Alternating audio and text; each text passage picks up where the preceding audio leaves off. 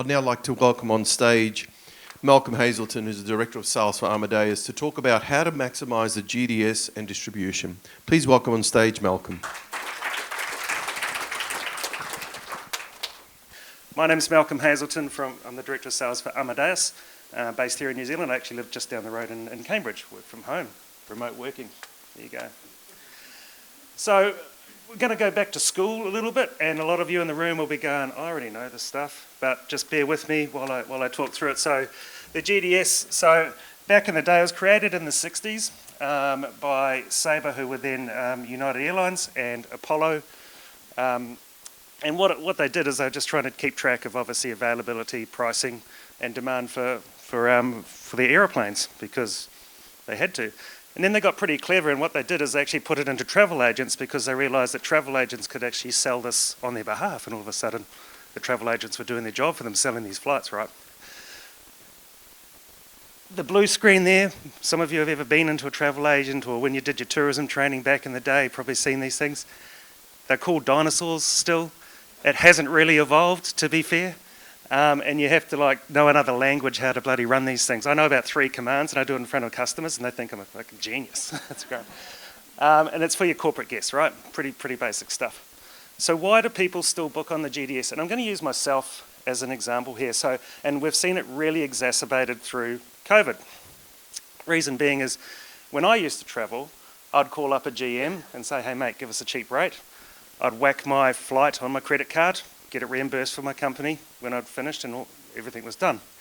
Now I have to do it all through an online booking tool, through a travel management company. It's all being mandated, right? So the reason, and the primary reason for that, is because of health and safety and well-being of employees. It's for a duty of care, okay? And a lot of it's actually joined to companies' insurance premiums, okay? So they have to, Amadeus, largest travel tech company in the world, need to know where I am at any one time in case something happens.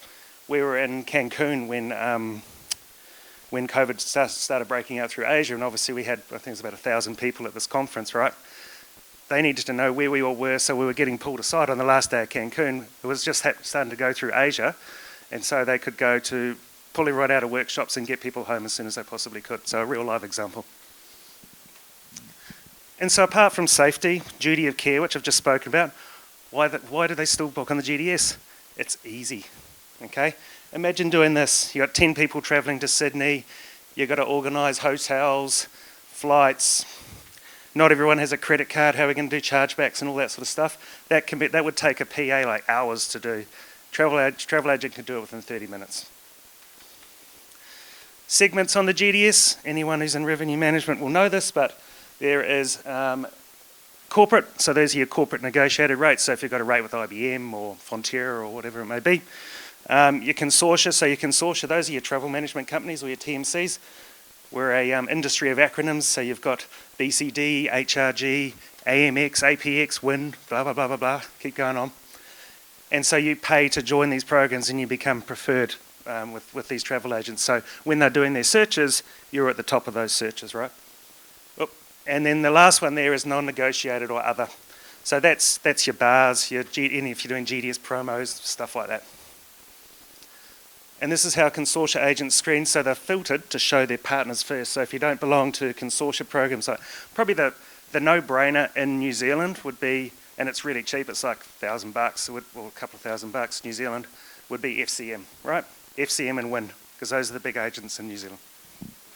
You've got your American Expresses, etc.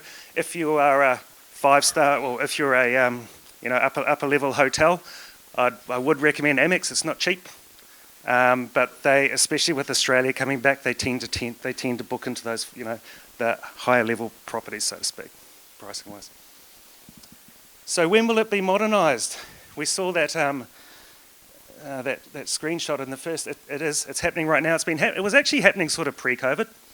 A bit, but now it really got accelerated. So there's 3 types of GDS. There's the cryptic version, which is on the right-hand side there, which is the DOS version, the one where you need to learn another language to be able to use it. You've got the graphical version up the top left, looks basically like an online book, like an OTA. And then you've got an online booking tool. So I'll just take you through each of those. So this is the cryptic version. If anyone wants these, you don't have to worry about taking photos. I can give you these slides afterwards if anybody needs it. But so this is what's called your HOD, or your hotel description. So for whoever you do your GDS through, always get a copy of your HOD and make sure that it's relevant. Everyone forget, like, they have beautiful pictures on OTAs, they have beautiful pictures on their websites. Pictures are still really important on the GDS as well. I just had a hotel join with us a couple of weeks ago, and I showed the GM what they look like on the GDS now, and they still have pictures from like the late 80s of their rooms, and they've been through 2 refurbishments since those photos, so they hadn't even updated it. Travel agents look at that stuff. Okay. This is our version of GDS. So obviously I work in the hospitality side of the business. We've also got a travel agent side of the business and our airport IT side of the business. So this is what travel sellers use, or travel agents. I call them travel sellers. And so you can see it looks very much like an OTA. They've got their filters there and all that sort of stuff. Your preferencing still works on this. So if you've got like Sabre Spotlight or Amadeus Instant Preferencing to put you at the top, it still works on that. Top right there, you've got some GDS advertising, so that's advertising on the GDS to travel agents. Really good if you've done, well, especially coming out of COVID, if your hotel's been closed, cheapest way to get your brand back out into the market, right? No superstar salesperson is going to be able to reach all of the travel agent community, no matter how good they are. So on this, and this is, I'm going to go into this a little bit more today because it's really important that you understand this fundamental change in the GDS. So they can compare products, but if you see the products here, you've got, this is the Fullerton in Sydney, so you've got Preferred Hotels, which is their GDS provider, right? So if it was one of my clients, it'd say Travel Click, because that's who, or else could be Synexis or what have you. What you've also got here is you've got Agoda, you've got Booking.com. So what the travel agents now is they have all these rates feeding into, they have aggregator rates feeding into the GDS. Okay, so Adrian was talking this morning about rate parity, and I'll keep boning on about it as why. This is why it's so important. And it's going to blow your mind it's going to mess with your mind when I tell you what's going to happen. Next, they can see their earnings, so they can see how much commission they're going to get if they book a certain type of booking. So if they book Booking.com, they'll share the commission, all right? Agents are KPI, and it's really important to understand how agents are KPI'd. Most of them are KPI'd financially, so they want to book on the GDS, right? They want to book on the GDS because that's where they get the most money from. But they won't if there's a lot cheaper rate here. And we've done this to ourselves as an industry. The reason why is everybody thought that the GDS was a closed channel. It's a secret channel. I can get $300 and rip off the corporate market while charging online or on my website at $200 to a leisure traveller. Everybody has visibility of that. The last thing a travel agent wants is a customer coming back to them and saying, I can see a cheaper rate online. Why is my company paying $300 for this $250 room where I can get it on Booking.com? Okay, so that's the reason why the travel agents have evolved and bought these. Pre-COVID, they literally had 2 screens. They had 2 computers. And they had Booking.com Genius rates up here, and then they had the GDS here, and they were comparing like that. So we built the technology for them to be able to see these aggregator rates. Really important that you understand that. Then there's the flow on the right-hand side, so you've got air, hotel, rental car, and then comparing the rates as well. The third type is the self-booking tool that I use, which is called Citric. Our partnership with Microsoft, we're actually embedding this now into Microsoft Teams, so that within Teams, I don't even have to go and sign on to this anymore. I can just do it all within there. Then I can share that with my team as well and collaborate online if we're going to the same spot and share. And what it'll do is it'll actually make recommendations because it can see in my Outlook calendar where I'm supposed to be at any sort of given time as well. And this, again, really important. If you guys have corporate sales people, get them out to the agents, or if they've got good relationships with agents, and try and probably get one of the junior agents because the older ones are a bit sharper. But see if they can show you what your hotel looks like if they're using online booking tools. What's happened with COVID, we all know that the travel agents got furloughed, right? So they were, like us, one of the first industries to sort of shut down, and it all went tits up, as I said yesterday.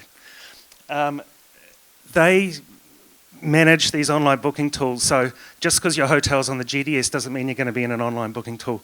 They manage it as to what hotels show. So it's their preferred hotels. What's happened as well, because these travel agents have come back or haven't come back and there's new agents in there, no one's got a clue how to bloody do this. Okay, so they've just got default stuff sitting in there. So if you've got a relationship with an agent or you've got a corporate salesperson, get them to see if they can see, or get an agent to send you a screenshot of what it looks like, because you might not even be there. Okay, so recovery, I mean, pre-COVID, the question I got asked the most was, what sort of PMS do you recommend? Do you know a good revenue manager? That's probably, I still get asked that a lot at the moment as well. And probably the biggest one at the moment is, do you know a really good salesperson, because of all this business coming back, right? But the other question is, what's corporate travel going to look like when it comes back? I'm probably showing my age here, but I've been through SARS, I've been through the GFC, I've been in this industry for 30 odd bloody years.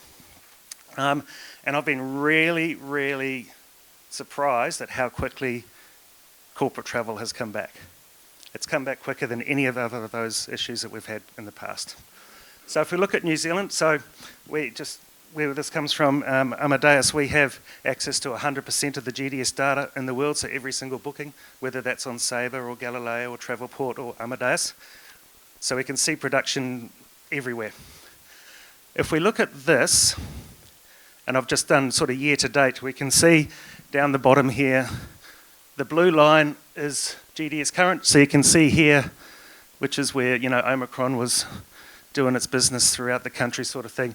Then you can see it just start shooting up from probably about May, and I'm sure all the hoteliers in the room would probably agree with that. What I wanted to focus on, though, was just the month we just had, June. So if we look at New Zealand as an entire market, we're 93% recovered for June as compared to the same time in 2019. So we're basically back. Yeah, that's happened bloody quick. ADR has grown 5.3%, so that's why I've focused on room nights here. I didn't want to focus on revenue. I was focusing on room nights because I think it's a better comparison. If we look at each of the major markets, Auckland, for that same period, 83% recovered, ADR growth of 6.2%. Wellington, 95% recovered. I know, I'm speaking to Hazel, that she's certainly in agreement of the what's happened in Wellington at the moment. Christchurch, it's there, basically.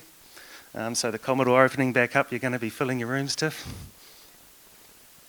Fun fact, well, if you're into numbers like I am, Queenstown is actually the 4th largest GDS market in New Zealand. We all think of it as a leisure destination. It's not. Okay, so that's bigger than Dunedin, it's bigger than Hamilton, bigger than Tauranga. Anyone want to have a guess as to why they think that may be? A lot of leisure is actually booked on the GDS as well. So you have like a lot of business people, they'll also book their leisure through their travel management companies because they've got that relationship with them and they trust them, especially now post-COVID because of that, again, duty of care, etc. Okay, so this is where I'm going to mess with your head a little bit, and I know that the revenue managers in the room will probably be shaking their heads and going, yep, I can see this. Christy already probably knows what's coming. So has it changed again, right? Yep, it has. Sorry. I did the same sort of stuff back in 2019 at the NZ Hotel Conference, and so I think I kept the same slide. So yeah, it's changed again. So now, you've got to think everything's merging together. Okay, you can't think of your distribution as a separate channel distribution. You've got to think as everybody as distributors of your rates. So, this is what would happen traditionally, right? You got a hotel room, $200, you put it on OTA, somebody books it, you receives an OTA, you pay 15% commission, whatever it is, right? Same again, you put a rate on the GDS, travel seller books it, bang, you get a GDS confirmation. Or you put it on your website, somebody calls up your hotel, get a direct booking, happy days. But now, as you saw earlier, with all those rates coming in, everybody can see bloody everything, and everybody's on selling rates, etc., etc. So, similar sort of scenario, you put a rate on booking.com, the GDS pulls that OTA rate, the GDS agent books it, the hotel receives an OTA confirmation letter. So even though the booking was made by a travel agent, the hotel thinks I've got an OTA booking. So what'll happen, the amount of suits that you see walking into a hotel checking in, and they'll produce an OTA, confirmation, even though made through a travel agent. Next one, put it on booking.com. Agoda shops the rate, as they do. The hotel receives a booking.com confirmation, even though it was made on Agoda. They put a rate on the GDS. Agoda shops the rate on the GDS, because they can. It goes back the other way as well. The GDS isn't just shopping OTA rates. OTAs are shopping GDS rates. So when you're doing that, I had a stand-up argument with a hotelier not that long ago regarding this. Is he's like, I put a GDS special rate on the GDS and it was like $50 cheaper, and I got booked through MetaSearch. How did that happen? You guys are bastards. I was like, I didn't let that happen. You made that happen, mate. Agoda puts it onto MetaSearch. Customer buys. The hotel receives a GDS confirmation letter. So this is why I'm bald, and this is why Josie's looking at me going, yep, this is exactly what happened. And then these poor revenue managers have got to try and work out where the hell all these sources have come from, right? Okay. Key takeaway, if you've still got fixed wholesale rates out there, don't move to dynamic. Everybody's moved to dynamic. Do not put a fixed wholesale rate out there, because it'll come back and bite you in the bum, because it's not hidden anymore. So, hotel beds. That was it. That was an easy laugh. Everyone goes, ah, shit. Travel agent 1 buys the rate off hotel beds. They can do it. You can't stop it. It's called third-party forcing. It's been through the courts and all that sort of jazz. It happens. Don't fight it. It's happening. Don't do it to start with. It's the problem solved. They send travel agent 2 buys it off them. Goes to Agoda. Hope no one from Agoda's here. I'm in the shit. They put it on Booking Basic, booking.com. End consumer buys the room. Or the GDS shops that rate from Agoda. Travel agent makes the booking. Or goes to the wonderful Trivago lady. She's been quiet lately, hasn't she? Hey? They got in a bit of poop. Consumer buys it off Trivago. Back to the hotel. What's going to happen in this scenario? Even though it's come from booking.com or a travel agent or an end user. What are you as a hotelier going to be thinking? Shit, look at all the production hotel beds is giving me. I better keep giving them rates. Whereas in actual fact, the end story is nothing like that. Really important to understand. Sea trip? No groans? So you haven't really had this happen to you? We're seeing this starting to happen a lot, right? Navneet's smiling, she knows. So, you put out that, as I was arguing with that general manager the other day, that wonderful GDS only rate, because nobody else can see that, Trip.com shop it. They put it up onto MetaSearch. End consumer buys it. And the hotel receives a GDS confirmation letter. So yeah. Okay. Any of you that were in the conference yesterday when I was on the panel, I spoke about some changing customer behaviour that we've been seeing over the last couple of years. So, Adrian was speaking about this morning. We're talking about brand.com and OTA. So the source of this is we do CRSs, and we have clients who we do Channel Manager, Booking Engine, and GDS all on the same platform. So these are hotels where we have visibility of all of their channels, right? So I'm just comparing brand.com and OTA. So second half of 2019, the good old days, first half of 2020 when it started to sort of go tits up. It was about a 73 to 27 mix OTA to GDS. OTA to brand.com. When we went into second half of 2020, remember these are New Zealand clients, so that's when we came out of that first lockdown. So that's why I did the cut-off from there for the next 12 months. You can see it's almost getting back to 50-50, and it's all about a balanced distribution model, right? You need the OTAs. I think one of my favourite quotes is from the head of Expedia, and he said, oops, don't want to look at that again, get headaches. What he said was, I'm the best source of first customers for you, but if they book on me a second time, shame on you. It's not verbatim, but it couldn't be a truer sentiment. If you don't own that guest when they're coming and they're standing in front of you and they keep going back to an OTA, you've got to talk about a whole lot of other stuff. Okay, and then now you can see from the second half of 21 through till year just finished, we can see the OTAs going back up again. Because when I was talking about that customer behaviour yesterday, during COVID, the OTAs stopped marketing, right? We still had customers doing marketing, which again was what Adrian was talking this morning throughout COVID. We saw huge success for them. They're like an 80-20 sort of mix for brand to OTAs. Okay, any hotels which are leveraging their CRMs as well, leveraging those databases. Again, I used the example yesterday, and sorry if I'm repeating myself for those that were here, but just to be able to segment, Adrian touched on it, don't spam your whole bloody database, segment to make it targeted, right? So we helped them to target anyone who'd made a cancellation pre-COVID in the month leading up to, or the months afterwards. So then they were able to retarget those specific guests with an offer. Pretty simple. And then as I mentioned yesterday, the media's finally sort of caught on to what's going on, and they're sort of talking more about book direct, and people are, us parochial Kiwis don't want to be giving commissions away, so we're supporting, that direct stuff as well. So, oops. I spoke again back in 2019 at the NZ Hotel Conference about the rise of mobile, and it's all come to fruition. I'm not going to go into this too much because Adrian he took all my thunder this morning, so I'll just skip over this. But no, it's great. It's great. You've backed up what I said. I'm not talking shit. So, but yeah, everything is mobile indexed now, okay? Think mobile first. That's the key takeaway from that. Fun facts. So it took the GDSs 68 years to get to 50 million users. Took Facebook 3 years, took Twitter 2 years. Candy Crush, 112 days. Okay, Pokemon, 19 days. So what does the future of travel look like? This is more the stuff which I just sort of threw in there because I just find it interesting, and this is from our airline and airport side of the business, right?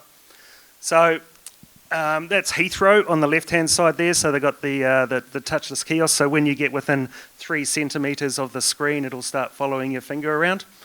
On the right-hand side, those are terminals kiosks that we have in, I think they're in Terminal 3 in Sydney Airport, Qantas ones.